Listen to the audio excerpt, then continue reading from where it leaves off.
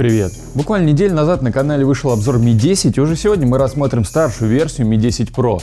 На самом деле могу сказать, что Xiaomi в своем стиле, потому что какие-то маленькие программные косячки на прошке все равно вылезают. В общем, погнали смотреть, и заодно отвечу на несколько самых популярных вопросов под прошлым видео. Как мы выяснили ранее, отличий Mi 10 от Mi 10 Pro не так уж и много, но они начинаются уже с коробки. Вся комплектация, естественно, одинаковая: чехольчик, переходник, но вот блок питания лежит уже посерьезней, аж на 65 Вт. Конечно, его положили потому, что прошка поддерживает быструю проводную зарядку уже не на 30 Вт, как младшая версия, а на 50. Мощность зарядки — это не единственное аппаратное изменение в начинке, но вот размер и вес телефона остались неизменными, хотя чисто технически прошка тяжелее на 3 грамма. Знаете почему? Потому что на экране с завода наклеена защитная пленка. Как многострадальный владелец Galaxy S10 с закругленным экраном могу сказать, что это просто must-have, потому что в продаже найти нормальную пленку на такие экраны очень трудно, а про стекла я вообще молчу. Странно только, что Xiaomi обделила этим копеечным решением младшую версию, видимо, экономит на спичках. Mi 10 Pro — это такой же бутерброд из стекла Gorilla Glass 5 спереди и сзади и алюминиевыми рамками, но по дизайну есть отличия. Тут Xiaomi пошла, можно сказать, по пути Mi 9 и Mi 9 Pro, выпустив прошку с матовой задней крышкой. Честно скажу, мне такое решение очень импонирует, выглядит реально намного круче Mi 10 с глянцевой крышкой. Конечно, отпечатки пальцев все равно остаются, но не в таком количестве. Телефон, конечно, получился такой лопаткой, это уже практически фаблет, и если сравнить характеристики с прошлым флагманом Xiaomi Mi 9, Mi 10 стал на 5 мм выше, ширина практически не поменялась, зато толщина увеличилась до 9 мм. Mi Note 10 для сравнения еще пухлее, у него толщина уже 9,7 мм. При этом Mi 10 Pro, конечно, уже нельзя назвать прям огромным телефоном, просто потому что Samsung S20 Ultra выше еще аж на 4 мм, шире, да еще тяжелее на 14 грамм. Просто характеристики тяжело усваиваются, поэтому подкрепим сухие цифры визуальной составляющей. Вот так телефоны выглядят относительно друг друга. В принципе, переход условно там с Mi 9 на Mi 10 не будет так сильно ощущаться. Супер AMOLED экран относительно Mi 10 немного изменился. В Mi 10 Pro яркость при автоматической регулировке стала не 1100, а 1200 нит, и это реально похоже на правду. Люксметр показывает вообще до 1300, но скорее всего просто так округляет. В общем, с яркостью проблем нет никаких, это, наверное, один из самых ярких экранов.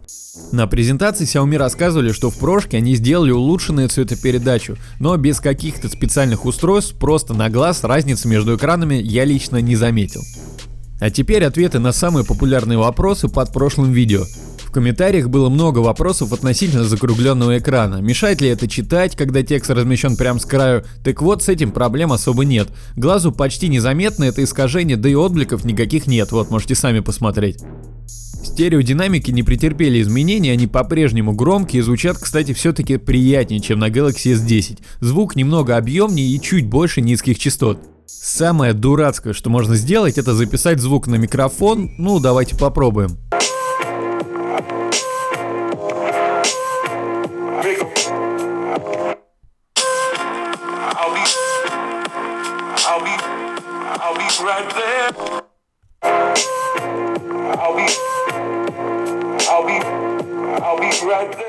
Пишите в комментарии, заметна разница между ними или нет, но вот что-что, расположение их, особенно если играть в игры, убогое.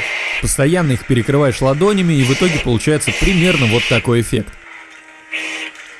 Минимальная Pro-версия на 8256 гигабайт стоит в Китае 5000 юаней, что эквивалентно где-то 47 тысячам рублей и на 10 тысяч рублей дороже, чем обычный Mi 10. Правда, за такие деньги его там купить трудно, так как китайский перекуп орудует очень быстро и скупает все моментально. Под прошлым видео было много вопросов, где я купил Mi 10, если их еще нигде нет, или может вообще компания Xiaomi мне его прислала. Ну так вот, к сожалению, думаю, Xiaomi про мое существование явно не в курсе. Оба телефона я покупал за свои деньги, и единственные, у кого телефоны оказались в наличии в Москве буквально через 3-4 дня после презентации, это ребята из kitbrand.ru. Я не знаю, как они это делают, но уже который раз новинки из Китая у них появляются буквально за пару дней. Так что никакого лайфхака нет, Xiaomi про меня не знают, все просто, ссылку оставлю в описании.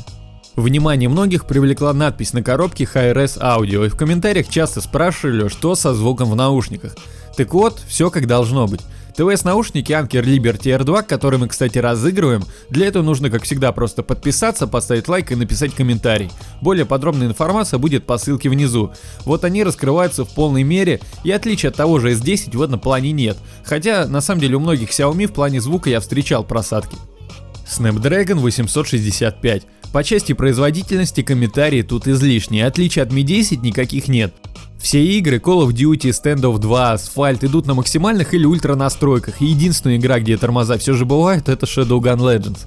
Более подробные тесты мы делали в прошлом видео, чтобы не повторяться, вверху в подсказке сейчас появится ссылка на прошлый обзор. Основное же отличие Mi 10 Pro от младшей версии заключается в камерах.